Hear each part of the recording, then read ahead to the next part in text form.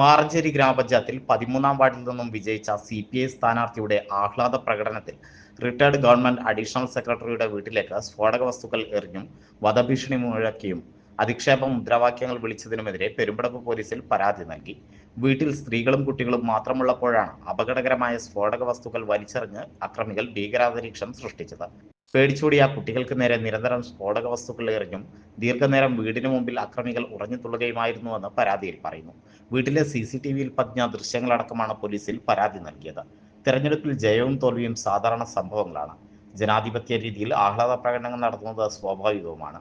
അതിനപ്പുറത്തേക്ക് വീടിന്റെ പരിസരത്ത് അഴിഞ്ഞാടി വധഭീഷണി മുഴക്കിയും തെറിയഭിഷേകം നടത്തുന്നതും അപകടകരമായ രീതിയിൽ സ്ഫോടക വസ്തുക്കൾ വലിച്ചെറിയുന്നതും എന്ത് ജനാധിപത്യ പ്രവർത്തനമാണെന്നും retired government additional secretary Abdul Latheef പരാതിയിൽ ചോദിച്ചു. പോലീസ് അന്വേഷണം നടത്തി കുറ്റവാളികൾക്കെതിരെ വധഭീഷണി മുഴക്കിയതിനും മറ്റും കേസെടുത്ത് ശക്തമായ നടപടി കൈക്കൊള്ളണമെന്നും അദ്ദേഹം പരാതിയിലൂടെ ആവശ്യപ്പെട്ടു. പരാതിയുടെ കോപ്പി മുഖ്യമന്ത്രിക്കും DGPക്കും ജില്ലാ പോലീസ് സൂപ്രണ്ടിനും അയച്ചിട്ടുണ്ട്.